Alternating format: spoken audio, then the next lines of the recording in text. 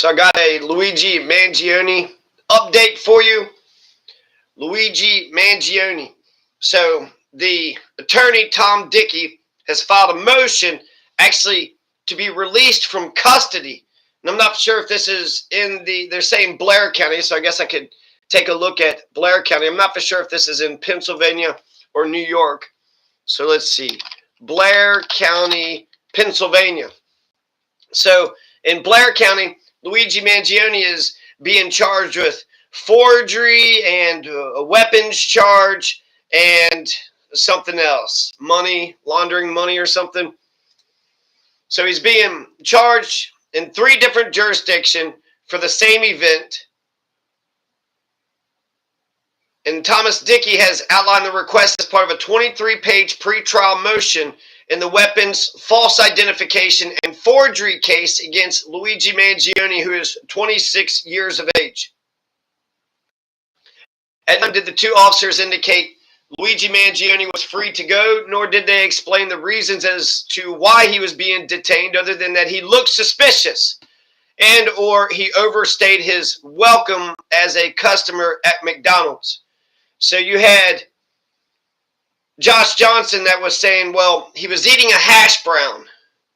And so that means he was doing it before 10:30. Now there's a lot of attention is being put on about his lack of Miranda rights being read. And for the longest time, Miranda rights has been a part of American jurisprudence, but then you had that Vega v. Toca case. So we'll come back to Vega v. Toca in a second.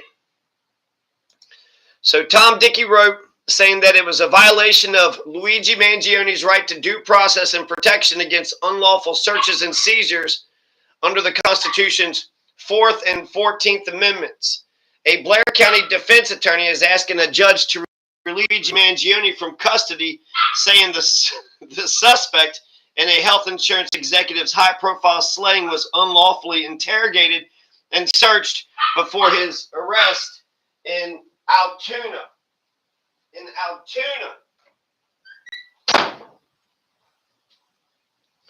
So, Luigi Mangione wants to be released from custody, at least in the Pennsylvania case, because they didn't read his Miranda rights. And so they're questioning him, they're talking to him for up to 17 minutes, and then they said that he wasn't in custody. So, just technically by the law, by the book, the police officers didn't do this by the book.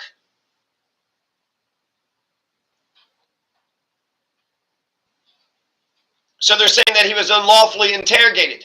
And he was unlawfully interrogated before his arrest in Altoona. Which he's right about. Because you have to be read the Miranda warning. And the Miranda warning, of course, is you have a right to remain silent.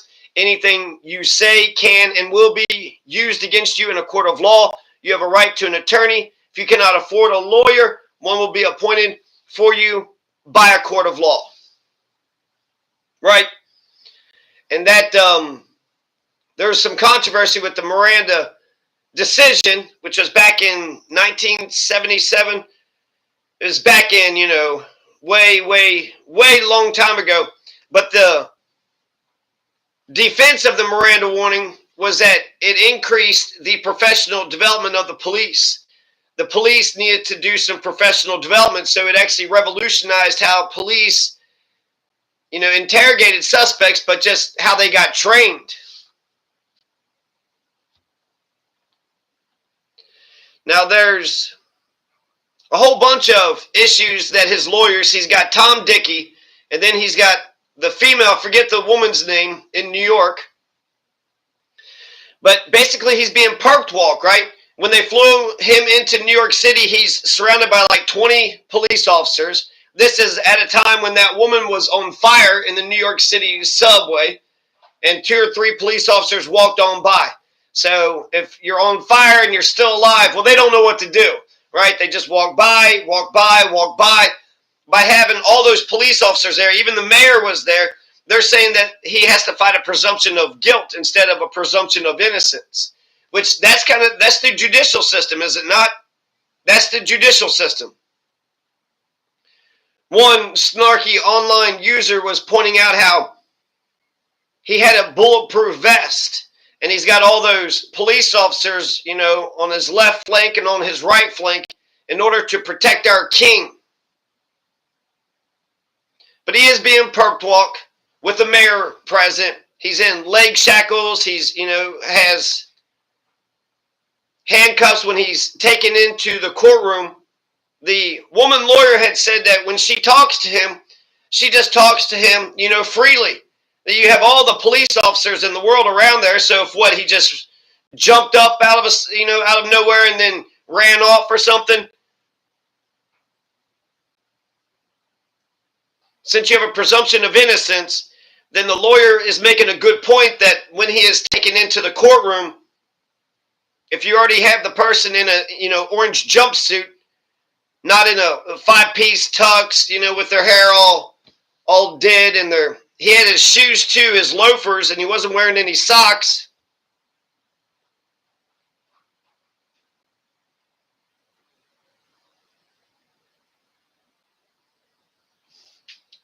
His lawyer had learned evidence through a document. She wasn't given any evidence. She just had this document. The mayor of New York Police Department, chief of detectives, disclosed evidence on a document, but without actually showing the evidence. He was cornered and illegally searched in Pennsylvania. So folks are asking, isn't this grounds for a mistrial? Now, if this was Alec Baldwin, right? Alec Baldwin, did he intentionally point the gun at Halyna Hutchins and pull the trigger and kill her? No. But was he negligent? He's the one that murdered her, so shouldn't he be liable for murdering her? Shouldn't we at least get a trial? I am pushing for jury nullification. I hope that a jury listens to Luigi Mangione's case and actually understand where he's coming from. We have a lot of problems in our healthcare system right now. And whereas people are, pointing rightfully that it's a murder case, if you go and take a look at Madison, Wisconsin in January 2024, you had this guy named Cole Schmidt-Knetsch. So this 20-something-year-old, he had been getting his asthma inhaler. It was $65. They raised it to more than $500. So he had to choose to either pay his rent or get his medicine. He forgoed on his medicine. He didn't get his asthma inhaler, and then 5 days later, Cole Schmidt-Knetsch is going to be dead. He's going to die. And so while there is an article out there, does legacy media, do the rich and powerful, are they as concerned about Cole Schmidt-Knetsch's life as much as that healthcare CEO, that healthcare insurance group, right? They're not providing healthcare, they're providing insurance, which is how they make their money. And it is a big old Ponzi scheme. So his parents said their son had to choose, so paying for rent. 5 days later, he couldn't pay for it. So Cole Schmidt-Knetsch had suffered a severe asthma attack and he died from cardiac arrest. He's only 20-something years old. Do we have an age for him? 22 years old. 22 years of age? And then you might say, well, what's this got to do with, United Healthcare Group, a $500 billion corporation? Out of the top 100 economies, United Healthcare is one of the top 20 of all the economies. But when you're talking about economies, you're also comparing them to nation states. So a health insurance corporation is just as wealthy as Greece, Finland, other nations around the world. They're top 20. So most of the countries, you have an healthcare insurance group that has more wealth and power than most of the countries in the entire world. We're supposed to be an advanced nation. We're supposed to protect life, liberty, and the pursuit of happiness. Healthcare protects life. So if you don't protect life, then what the hell is liberty and pursuit of happiness got to do with anything? So the connection with Cole Schmidt Knetch is this. The health insurance company that he was using was called Optum RX. Optum RX. OPTUM RX. And guess who that's owned by? That's right. United Health Group. So because he's got parents who love him, they're pushing, for a lawsuit, and they're suing United Health Group and Walgreens. But how many people have died because of lack of health care that don't have wealthy parents who could get a lawyer to sue, these corporations? I know that there was one estimate that said like 50,000, 75,000 Americans die every year due to the lack of health insurance. I just heard about 2 people freezing to death in Louisville. You had those 2 children that just froze to death in Detroit. And I know that's not exactly health care, but it's like we don't give a damn about life. It's like we don't care about human beings. It's like the damn genocide. 300,000, that's not enough children to just wipe the fuck out for no goddamn reason whatsoever.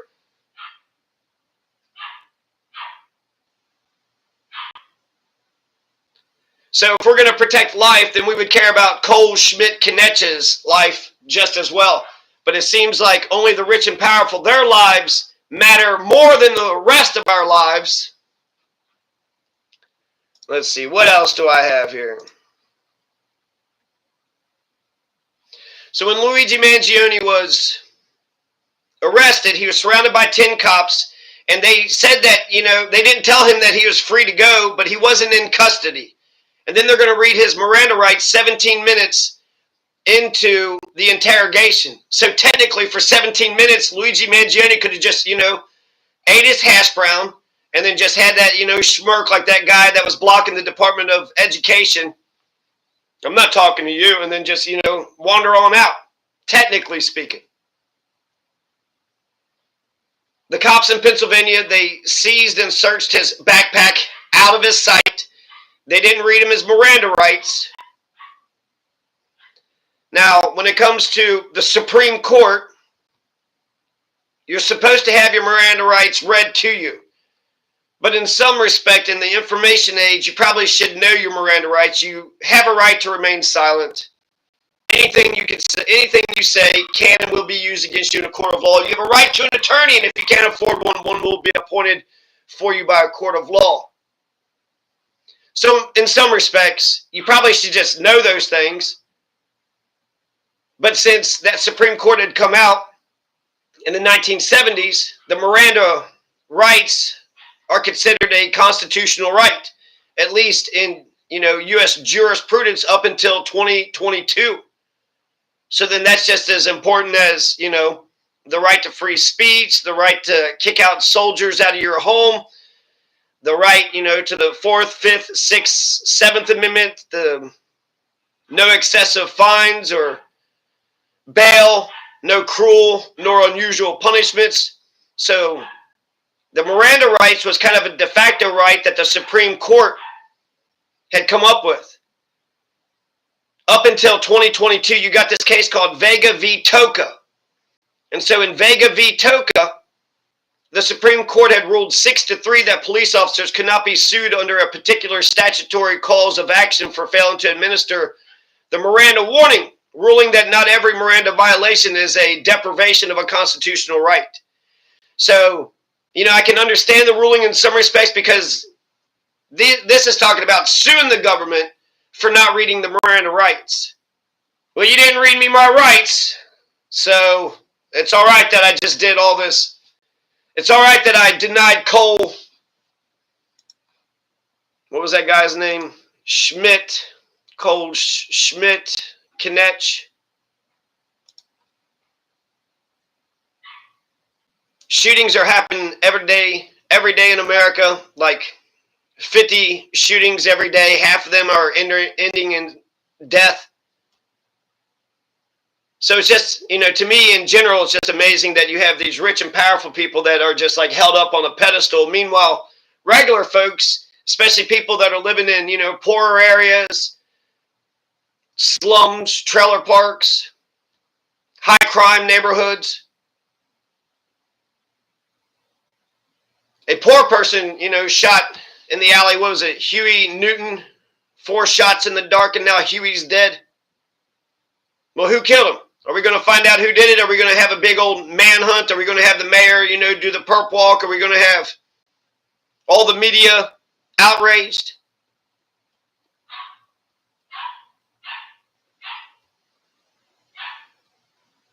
So it does seem crazy. You didn't read the rights, so you get to sue the government. Well, okay, that seems a little bit of excessive. So it's kind of all of a balancing contest. But this case is going into the Pennsylvania case, and in the Pennsylvania case, they're not saying anything about the murder. They're saying something about the forgery and the documents and the weapon that he had on him.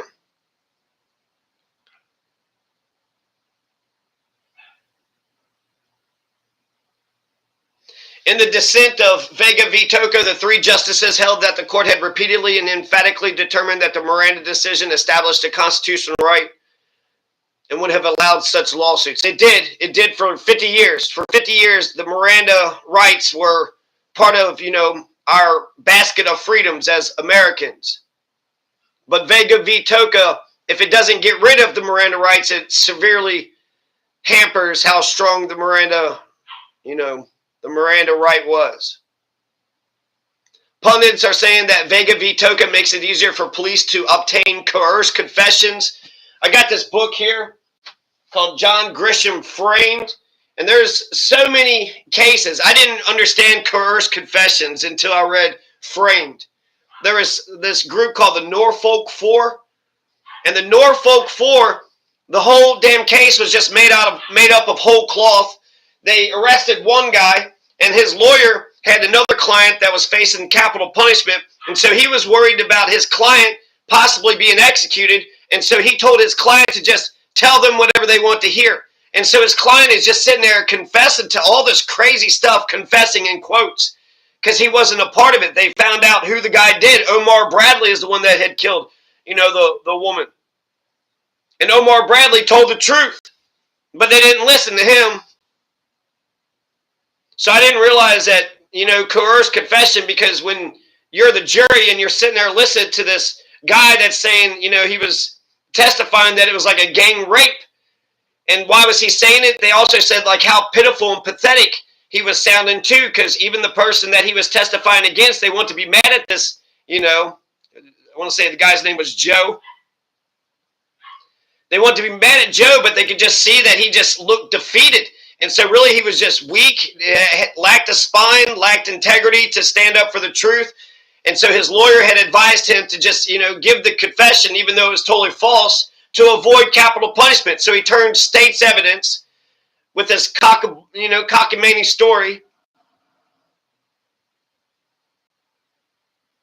So it's just interesting that people will get, nab somebody, and then also he was getting berated by some detective for like hours on end.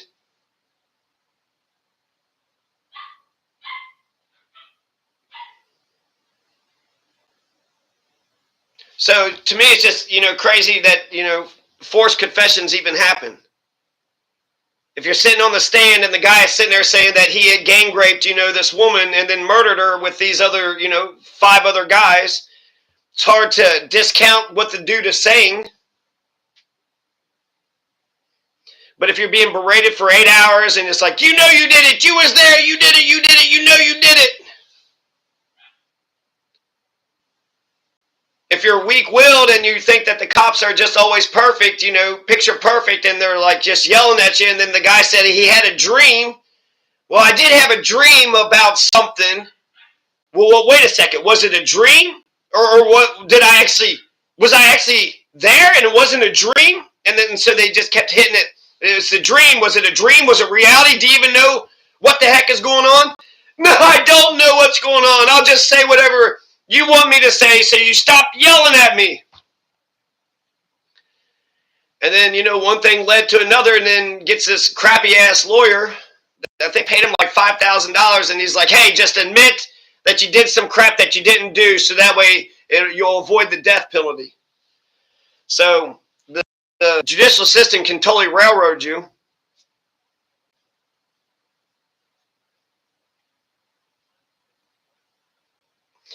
It seems pretty clear to me that Luigi Mangione probably did it. They probably got the right guy. I heard that the money was planted on him, and then I heard that the monopoly money was planted on him. So I don't know why they haven't released any of that videotape. But there's two things. First, the healthcare, insurance industry is bullshit in America. We're supposed to be better than this. It's like, don't we have any pride in ourselves? Why do we have homeless people all over the damn place? Why do we just let 2 people in Louisville freeze to death? Why do we just let 2 kids in Detroit freeze to death?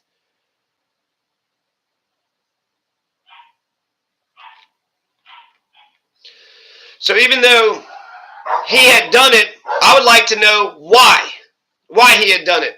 I think of that Mickey Stein's case in Letcher County. There's a loophole in the first-degree murder charge in Kentucky that says if there is extreme emotional disturbance. And so what does that mean? Extreme emotional disturbance? There could be a number of reasons. And so when I think about why, so Luigi Mangione, he's, young, 26. He's actually asking his fans to send less photos.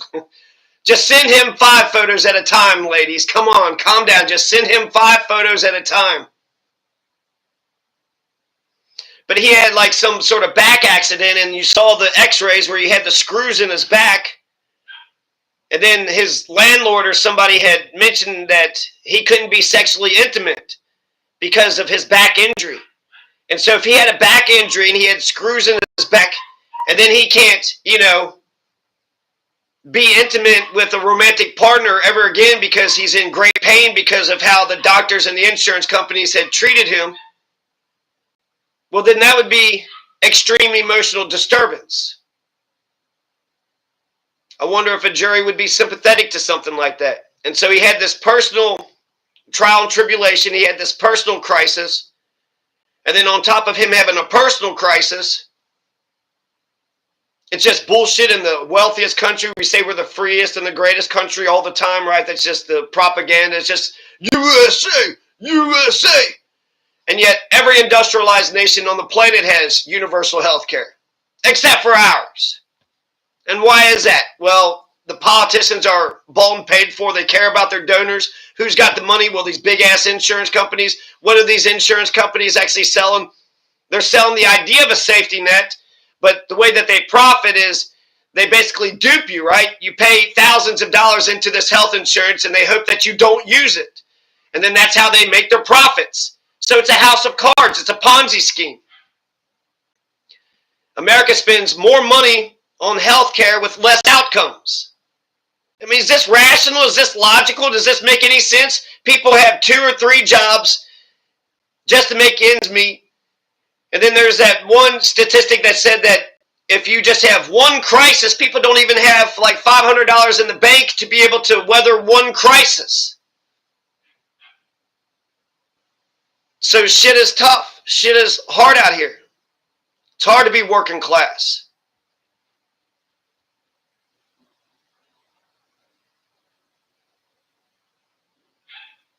So I would like to, why did he actually do it? What was his personal reason? Was it the screws in his back? Because that makes sense to me.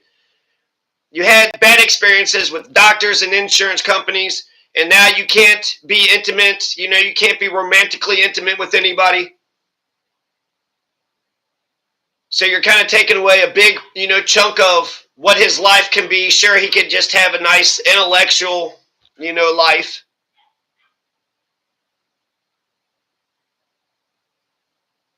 But you took a big chunk of his life away from him. You didn't give him the care that, some millionaire, billionaire, somebody in a position of power, the politicians, right? We give them the best health care. All the congressmen, they get the best health care in the world, so we pay for their health care. We pay for Israel's health care.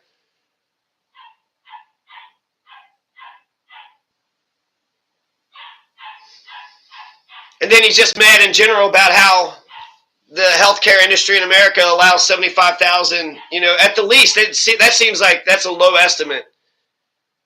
But every year, the American healthcare system allows 75,000 people to die because they didn't have healthcare. And then why did Luigi Mangione show his face to that hostel, that little hotel? Why did he show his face?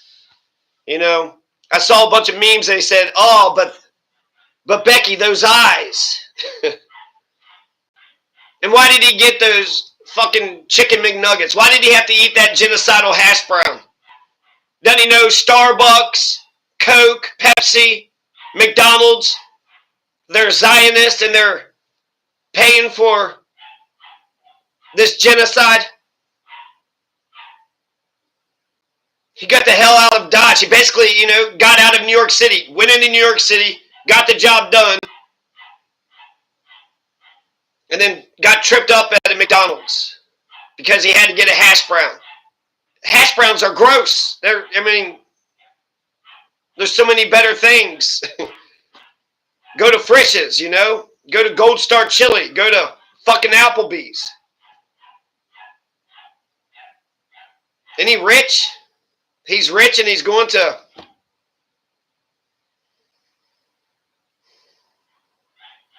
He could have hid in the forest. Go to the Daniel Boone National Forest. He could have hid in the mountains. He could have gone to Canada, got himself a pontoon boat, and sailed to Japan, go to Guam. I guess that's still U.S. territory.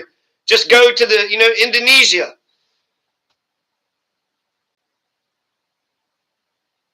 John Wilkes Booth. There was a guy that was a co-conspirator, John Surratt Jr. His mother's going to get hung, but John Surratt Jr. had gone to Canada, and then he was able to fly to England, and then he was in Italy, and then they eventually arrested him in Egypt. If, a co-conspirator of John Wilkes Booth can get to Canada, can get to England, can get to Italy, can get to Egypt, why couldn't Luigi Mangione just lay low for a while in Idaho? They got Brian Koberger arrested, and they still can't prove that he did it. And then if he didn't do it, then that means the damn person who stabbed everybody, he's still out there.